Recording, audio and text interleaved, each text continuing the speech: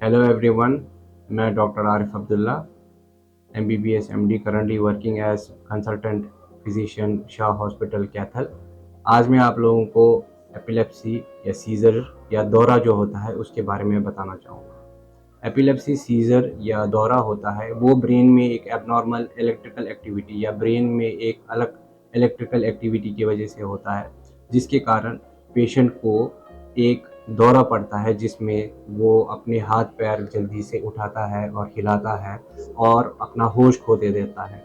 इसके साथ एसोसिएटेड जो चीज़ें हो सकती है वो है कि मुंह से झाग निकलना, जीभ का कटना, पेशाब या उसका निकल जाना। तो अगर कभी भी किसी पेशेंट को ऐसे सिम्टम्स दिखेंगे तो आपको जल्दी से जल्दी उस पेशेंट को साइड पे लटा देना है, ताकि जो उसके मुंह से झाग निकल रही है या उसका जो थूक जो है वो उसके गले में ना जाए या उसका सांस ना बंद हो। अगर ऐसा कोई सिम्टम आपको किसी अपने में देखने को मिले तो सबसे पहले उस पेशेंट को आपको साइड पे लेटा देना है और उनके हाथ पैर को संभाल के रखना है ताकि कोई चोट ना लगे। और साइड में लेटाने का ये रीज़न है कि उस बंदे के मुंह में जो झाग बनता है या जो थूक जमा होता है ताकि वो उसके गले में ना चला जाए और उसकी सांस ना रुक जाए। अगर हम देखेंगे कि जो एपिलेप्सी है, जो सीज़र है या दौरा जो पड़ना होता है, उसके क्या क्या रीज़न रहते हैं। अब अगर हम अपनी सोसाइटी में देखेंगे तो मोस्ट जो यंग एडल्ट होते हैं, मेल्स होते हैं, उनमें जो मोस्ट कॉमन कॉज होता है वो होता है अल्कोहल एडिक्ट होना और उस अल्कोहल को छोड़ना, जिसको हम अल्कोहल के छोड़ने की वजह से होता है। उसके बाद जो हम दूसरा कॉज देखते हैं वो देखते हैं पोस्ट ट्रॉमा। अगर किसी को ट्रॉमा हो गया हो, किसी को चोट लग गई हो, किसी का एक्सीडेंट हो गया हो और उनके ब्रेन में ब्लीडिंग हो गई हो, तो उस टाइम पे उस पेशेंट को दौरे पड़ सकते हैं।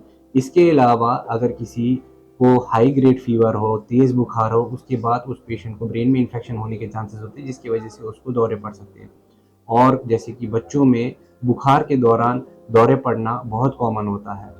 इसके अलावा अगर कोई ड्रग एडिक्ट होगा, जो कोई आईवी ड्रग्स लेता होगा जैसे कि कोकेन वगैरह लेता होगा, उनमें भी दौरे पड़ना बहुत कॉमन होता है। अब अगर आपको कभी भी ऐसा लगे कि किसी पेशेंट को दौरा पड़ रहा है, जैसे कि उसका झाग निकल रहा हो मुँह से, हाथ-पाँव ऐसे हिल रहे हो या पेशेंट अनकॉन्शियस हो गया, बेहोश हो गया हो, तो सबसे पहले उनको साइड पे लिटा के रखना है और जल्दी से हेल्प के लिए बुलाना है। उनको हेल्प के लिए बुला के आप एम्बुलेंस बुला के या किसी को उठा के गाड़ी में डाल के पेशेंट को जल्दी से जल्दी हॉस्पिटल में पहुँचा दीजिए, ताकि पेशेंट की जान बच सके, ताकि उसको फर्दर डैमेज ना हो और पेशेंट की जान को हम बचा सकें। Thank you.